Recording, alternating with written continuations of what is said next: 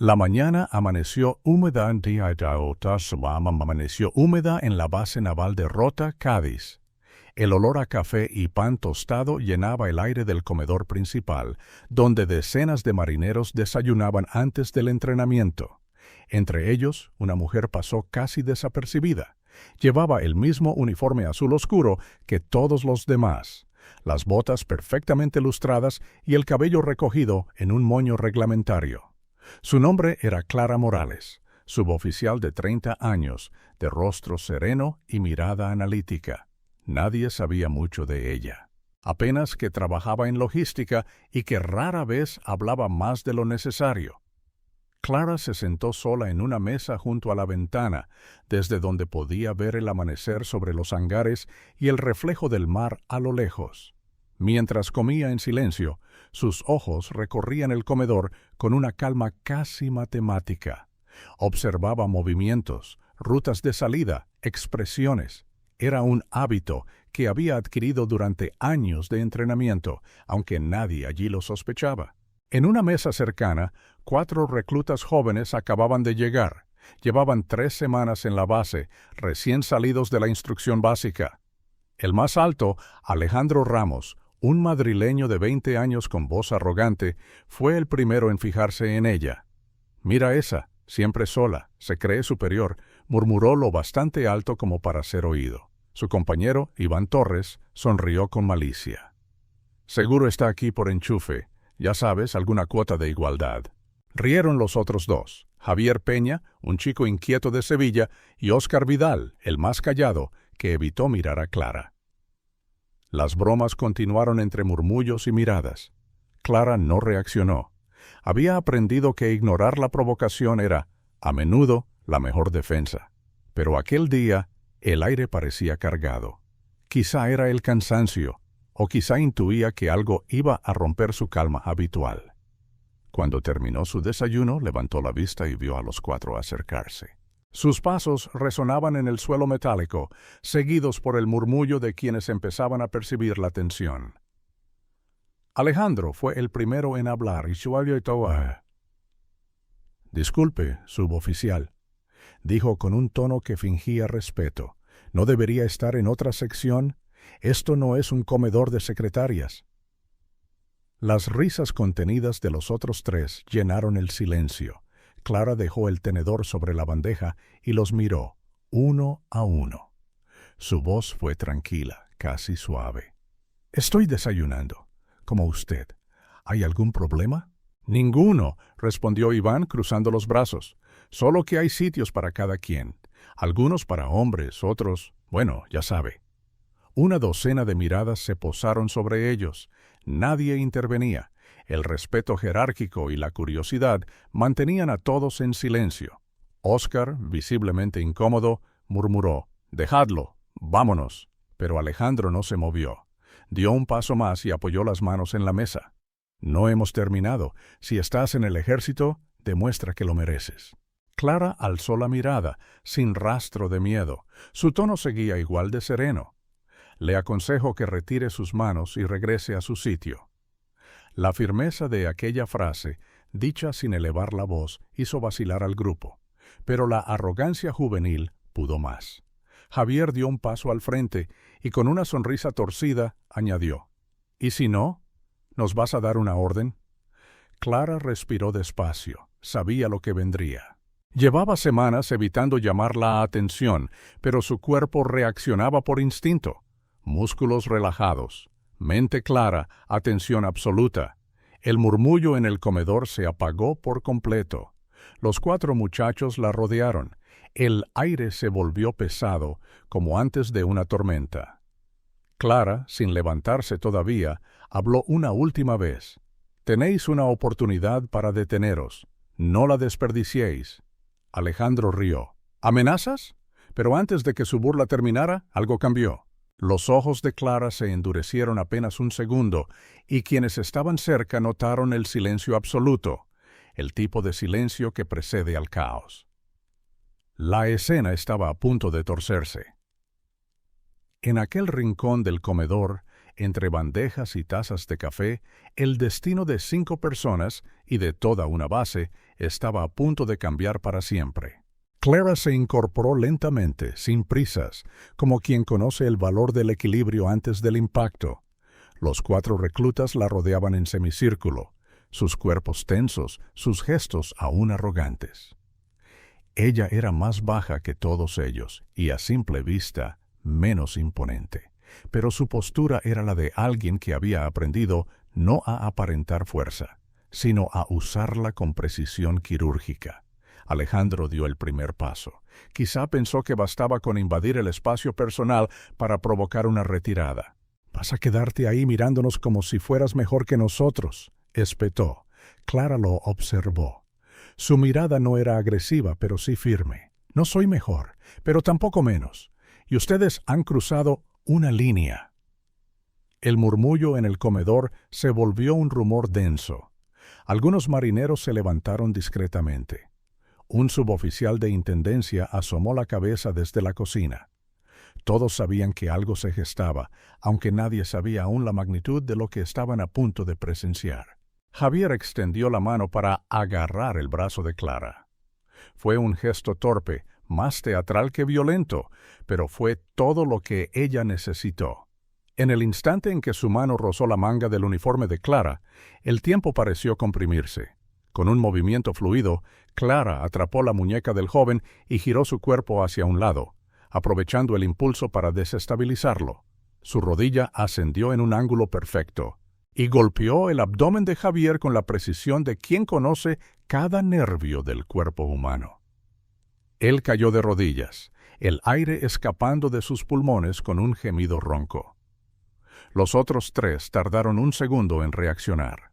Alejandro lanzó un puñetazo con rabia, sin técnica. Clara se agachó con rapidez felina, esquivando el golpe y girando sobre sí misma para barrerle las piernas con una patada baja. El madrileño cayó de espaldas, aturdido. Iván intentó sujetarla por detrás, pero Clara ya lo había anticipado. Se giró, bloqueó el brazo con un movimiento seco y giró la muñeca hasta hacerle soltar el agarre. De un empujón preciso, lo hizo retroceder y perder el equilibrio sobre una de las sillas caídas. Oscar, el más tímido, se quedó paralizado, los ojos muy abiertos. No había participado aún, y Clara lo sabía. Se limitó a mirarlo directamente. Él bajó la vista y levantó las manos en señal de rendición. Todo ocurrió en menos de 15 segundos.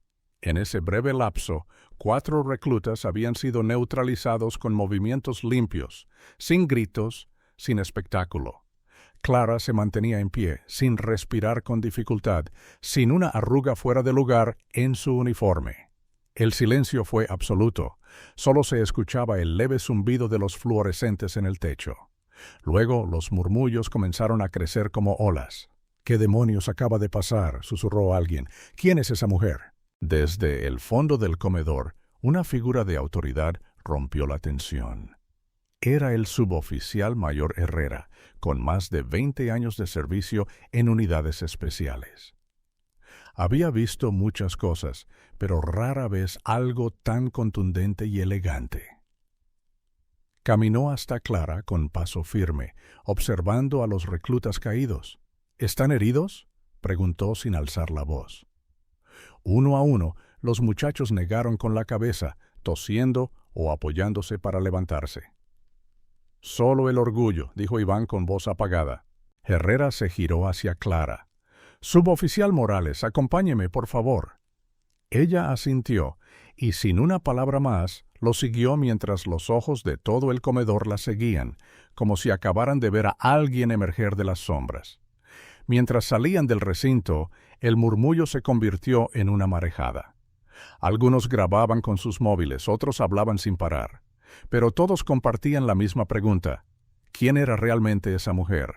Fuera del comedor, bajo la brisa marina que barría la explanada de la base, Clara caminaba al lado de Herrera con expresión serena.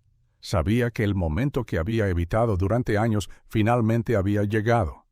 Su anonimato, su fachada cuidadosamente construida, acababa de desmoronarse. El despacho del suboficial mayor Herrera estaba ubicado en una de las salas más antiguas de la base. Las paredes de hormigón aún conservaban el olor del salitre y del tiempo. Al cerrar la puerta tras de sí, Herrera apoyó las manos sobre el escritorio, observando detenidamente a Clara, quien permanecía de pie, recta, en posición de descanso pero con la mirada firme. «Llevo 23 años en esta base», dijo él con voz calmada. «He visto muchos altercados, muchas peleas de comedor. Pero lo que ocurrió hoy no fue eso». Guardó silencio un segundo. «Eso fue algo más». Clara no respondió. Sabía que él no buscaba una confesión inmediata, sino confirmar una sospecha. Herrera era un hombre prudente. Había servido en destinos difíciles y, aunque nunca hablaba de ello, sus ojos lo delataban. «¿De verdad trabajas en logística?», preguntó al fin, dejando caer la pregunta con suavidad. «Tengo el rango de suboficial segundo y estoy asignada a la sección de apoyo operativo», respondió ella con la voz neutral de quien conoce su papel. Pero Herrera no era ingenuo. «Eso lo dice tu ficha, pero tu cuerpo habla otro idioma. No enseñan eso en ninguna academia logística». El silencio entre ambos se volvió espeso. Clara respiró hondo. Sabía que el siguiente paso podía cambiarlo todo. «Necesito hacer una llamada», dijo. «Una que no está en el protocolo habitual». Herrera asintió y le tendió su teléfono interno. Luego salió de la oficina con discreción, cerrando la puerta tras de sí. Clara marcó un número memorizado hacía años. Era uno de esos contactos que solo se usaban en caso de exposición crítica. Cuando la línea respondió, solo dijo una frase. «Águila 7, situación comprometida, solicito instrucciones». La respuesta fue rápida, casi automática. «Código verificado, mantente en posición. Autorizada a revelar identidad nivel 2 ante mando superior inmediato. No comprometas la misión principal. Reajuste en curso». Clara colgó. Sus dedos temblaban apenas, no por miedo, sino por la adrenalina residual.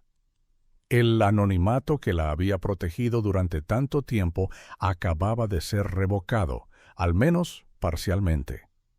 Cuando Herrera volvió, Clara lo miró con otra actitud, no como una suboficial subordinada, sino como igual. «Mi nombre completo es Clara Morales Cortés. Sí, tengo formación logística, pero también pertenezco a un programa especial del Ejército de Tierra. Unidad clasificada. Lo ocurrido esta mañana fue un acto de autodefensa. No buscaba rebelarme, pero me vi obligada». Herrera asintió despacio. No parecía sorprendido, solo resignado ante una verdad que ya intuía. «Siempre supe que algo no cuadraba contigo. Tus tiempos, tu forma de moverte, la manera en que observas todo sin parecer que estás observando». Se acercó al escritorio. «¿Quieres que lo informe como altercado disciplinario o como incidente clasificado?» «Como lo que fue», respondió Clara. «Una acción de contención proporcional ante acoso persistente. Los chicos no sabían con quién hablaban. No los culpo del todo, pero esto no debe repetirse». «No lo hará», afirmó Herrera con seriedad. «A partir de hoy, todo el mundo sabrá que en esta base no se juzga a nadie por su género ni por su silencio». Al otro lado de la base, los 4 reclutas estaban en la enfermería. Ninguno tenía lesiones graves, apenas contusiones y un par de esguinces menores. Pero la humillación era otra historia. Nadie hablaba. Javier seguía con la mirada perdida, aún sin entender cómo una mujer que parecía tan común había neutralizado a los 4 en segundos. Alejandro no levantaba la vista del suelo. Oscar aún tenía las manos temblorosas. David, el único que no había llegado a actuar físicamente, fue el primero en hablar. «Nos lo merecíamos, no por lo que hizo ella, sino por lo que hicimos nosotros, por lo que dijimos». Los otros tres asintieron en silencio, por primera vez, sin sarcasmo, sin desafío. Afuera, el viento del sur soplaba con más fuerza. En las redes internas de la base, los vídeos del incidente ya circulaban entre móviles. Algunos los compartían con frases como «Así se responde con honor» o «Nunca subestimes a nadie por su aspecto». Clara sabía que su rostro ya no era anónimo y que esa mañana la historia dentro de Rota había cambiado para siempre. La tarde cayó sobre la base de Rota con una brisa salada que traía consigo ecos de rumores. En los pasillos, los marineros hablaban en voz baja, evitando mencionar nombres, pero todos sabían a quién se referían. La suboficial, la del comedor, la que desarmó a 4 en menos de 20 segundos. La leyenda comenzaba a tomar forma, incluso antes de que Clara Morales volviera a aparecer en público.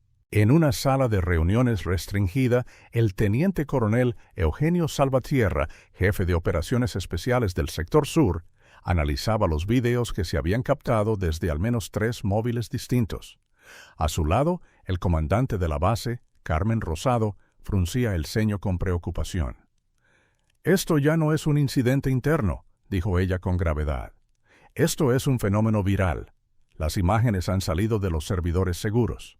Hay clips en Twitter, en canales privados de Telegram, incluso un medio local ha intentado contactar con la base». Salvatierra no apartaba la vista del video. Observaba los movimientos de Clara como si analizara una operación encubierta. No hay dudas. Formación avanzada, técnicas de inmovilización no letales, análisis espacial. Todo ejecutado con disciplina absoluta. Es entrenamiento táctico de nivel muy superior. «¿Y qué propone?», preguntó la comandante. «Que nos reunamos con ella, personalmente, y que se nos autorice a adaptar su estatus operativo». Mientras tanto, Clara permanecía en aislamiento voluntario en un pequeño despacho sin ventanas, transformado en sala de espera improvisada. Tenía consigo únicamente una carpeta con su expediente oficial, el modificado, el que la identificaba como especialista en logística. Había aprendido a memorizar cada línea de esa ficción. Al escuchar la puerta abrirse, se levantó de inmediato. El teniente coronel Salvatierra entró con paso tranquilo, seguido por la comandante Rosado. No se presentaron, no hizo falta. «Suboficial Morales», comenzó el teniente coronel, «sé perfectamente que tu presencia aquí responde a algo mucho más complejo que tareas administrativas. Ya no estamos en condiciones de ignorarlo». «No era mi intención comprometer la misión», respondió Clara, «pero mi prioridad sigue siendo la integridad operativa. No di ningún dato ni utilicé técnicas letales».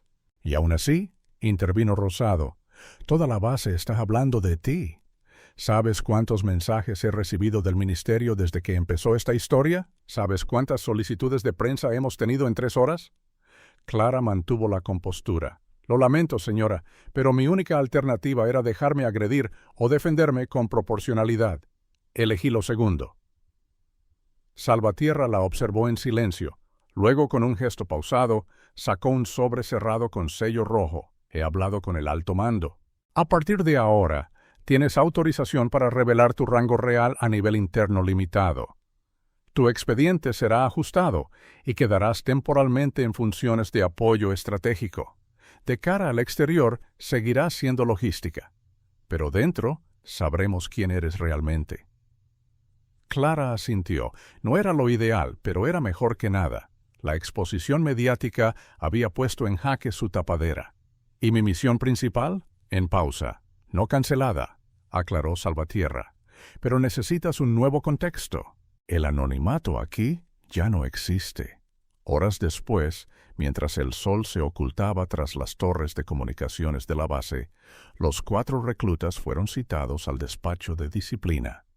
Entraron en silencio, los rostros bajos, la actitud humilde.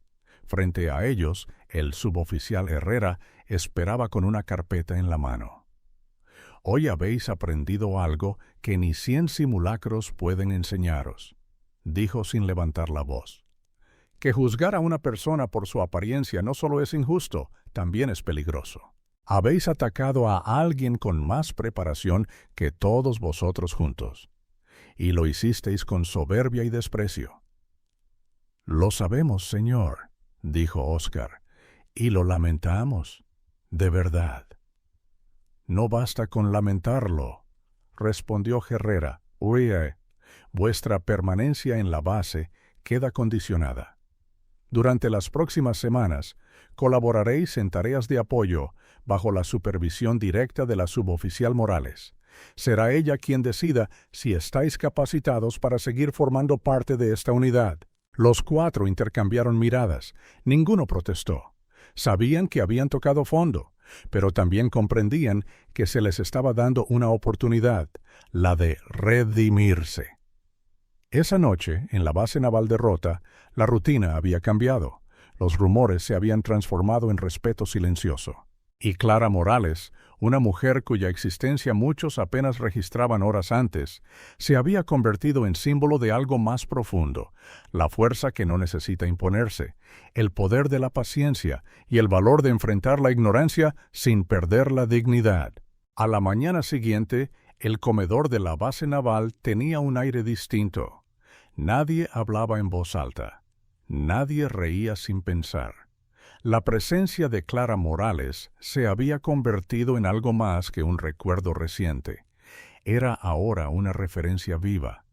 Cada paso que daba por los pasillos generaba respeto, incluso en quienes no la conocían directamente. Clara había decidido seguir con su rutina, como si nada hubiera cambiado. Pero todo lo había hecho. Ya no desayunaba sola. Varios compañeros comenzaron a acercarse discretamente, buscando conversación, consejo o simplemente la oportunidad de estar cerca de alguien que se había ganado un nuevo rango. El de leyenda viviente. En una sala de instrucción vacía, Clara esperaba a los 4 reclutas. No era una clase obligatoria, era una reunión voluntaria.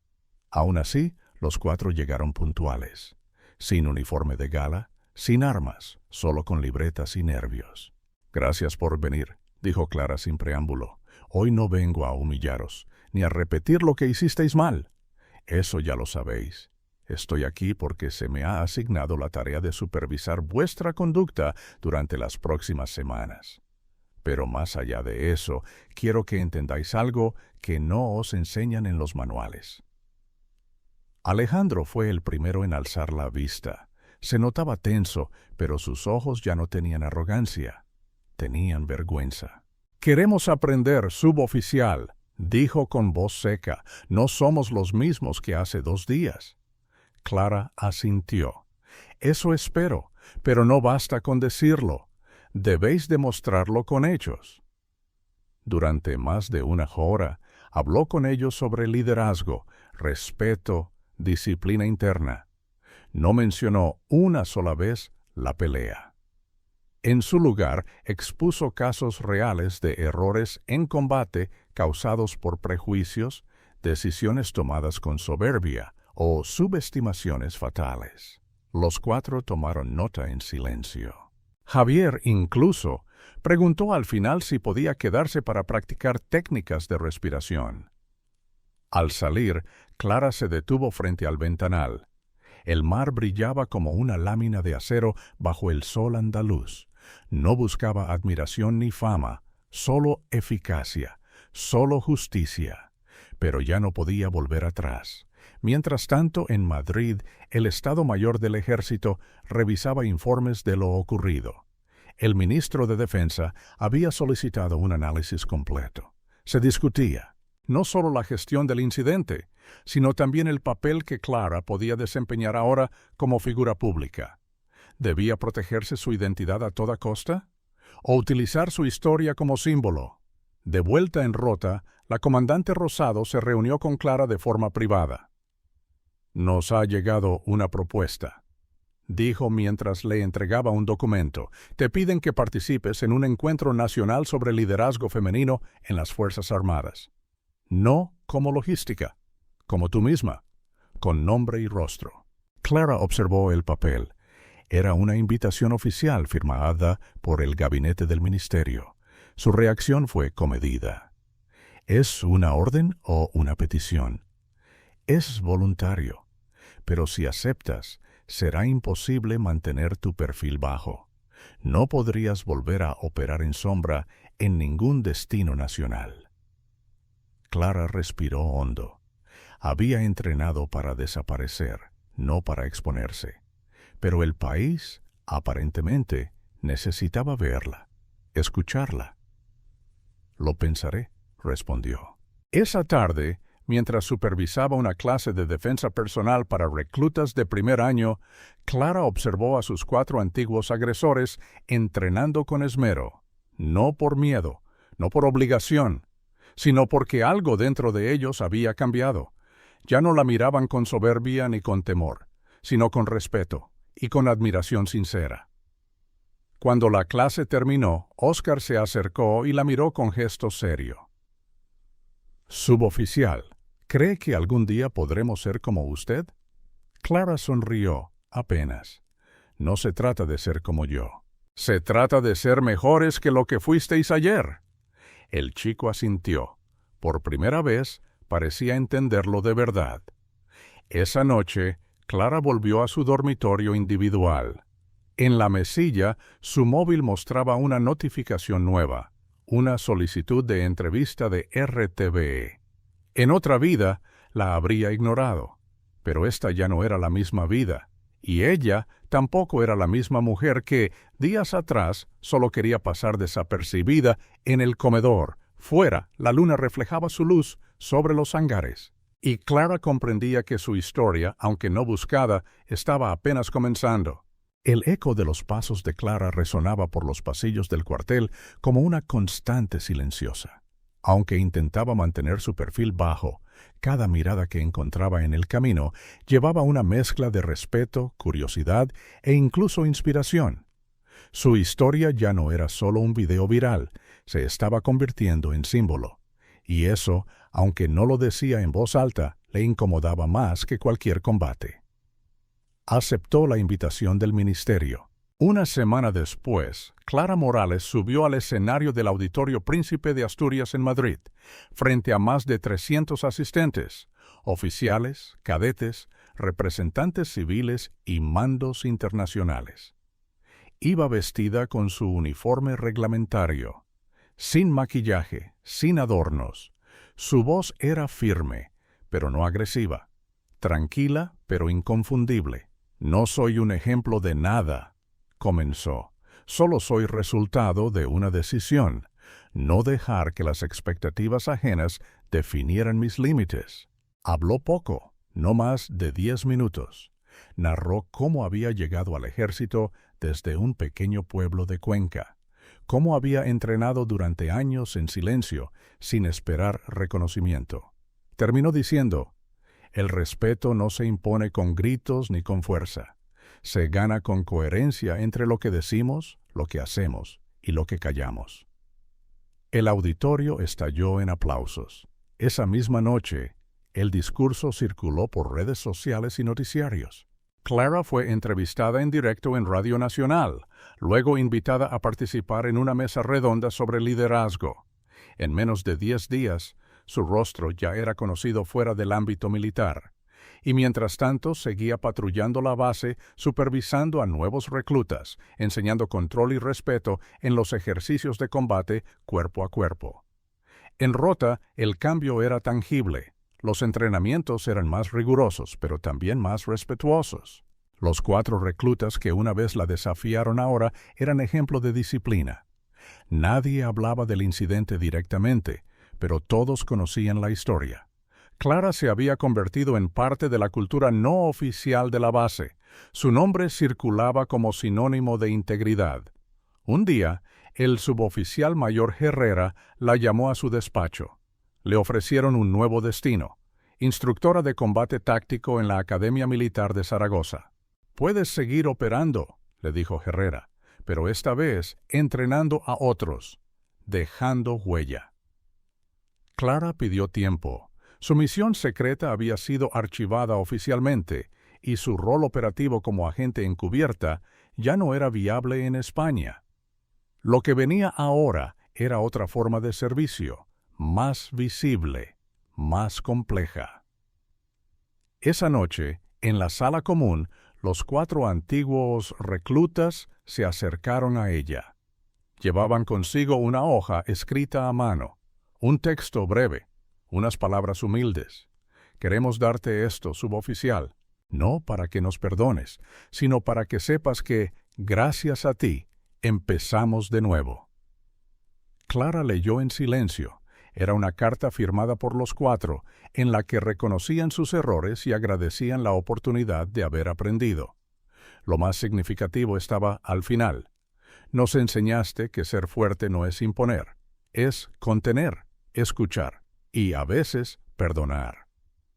Clara no respondió con palabras, solo asintió y guardó la hoja doblada en su bolsillo. No necesitaba más. Horas después, al caminar sola por el muelle, pensó en todo lo que había cambiado, en cómo un desayuno interrumpido por arrogancia había desencadenado una cadena de eventos que ahora la llevaban hacia otro horizonte. El viento olía a sal y a posibilidades. La decisión estaba tomada. 2 meses después, el tren militar llegó puntual a la estación de Zaragoza. Entre los pasajeros descendía Clara Morales, con su mochila al hombro y la mirada fija al frente. La base de San Gregorio la esperaba, no como destino provisional, sino como nuevo hogar operativo. Había aceptado el cargo como instructora de combate táctico, y con ello una vida distinta, sin anonimato, sin sombra, pero con propósito. El aula donde impartiría sus primeras sesiones era amplia, con paredes cubiertas de colchonetas y espejos estratégicos para correcciones posturales. El primer grupo de cadetes, 17 hombres y 5 mujeres, la miró con cierta expectativa al entrar. Algunos ya sabían quién era, otros la reconocieron al instante por haberla visto en televisión o en redes. Ella no se presentó con discursos, solo dijo: «Aquí no importa lo que hayáis escuchado sobre mí. Solo importa lo que estéis dispuestos a aprender y a desaprender». Las sesiones fueron intensas. Clara no enseñaba técnicas, enseñaba control, análisis, templanza. Su enfoque no era derribar al oponente, sino evitar que la violencia fuera la única salida. Algunos cadetes la entendieron desde el primer día, otros necesitaron tiempo.